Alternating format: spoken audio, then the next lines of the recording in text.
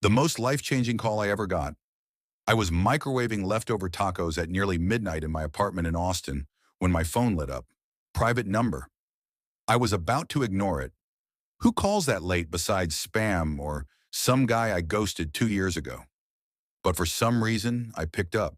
At first, it was just static and muffled breathing, then quiet sobbing.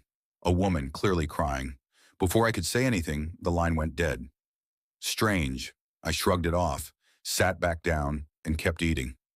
5 minutes later, my phone buzzed again. Same number. I missed it this time, but they left a voicemail. I played it, half expecting some drunken nonsense or a pocket dial. But what I heard chilled me. A woman's voice. Raw. Broken. Ali, if you ever hear this, I'm sorry. I ruined everything. I know that now. I shouldn't have said what I said on your birthday. But please know, none of this was your fault. You were the best thing I ever had. My heart stopped. I sat frozen on my couch. Then, I can't do this anymore. I'm sorry you're going to find out like this. I love you so much. Click. I was shaking. My mom was asleep down the hall.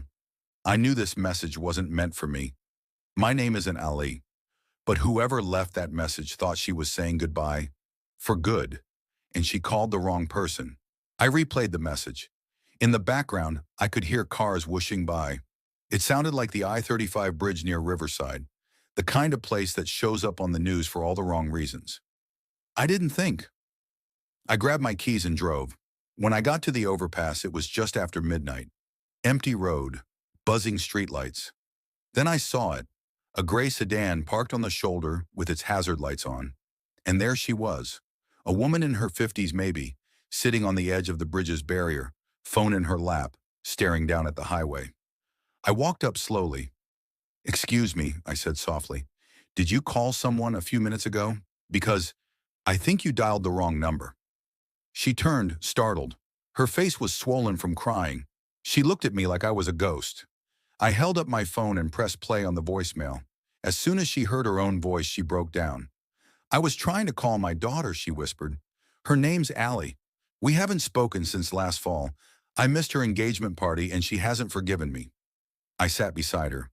"What if I told you Allie might be waiting for your call too? Maybe she just doesn't know how to say it." She blinked at me like that possibility had never crossed her mind. We sat there on the edge of the bridge for almost an hour. She told me about their last argument, how neither of them called first, how silence turned into distance. Eventually I said, "Try again. Call her, even if she doesn't answer. At least you tried."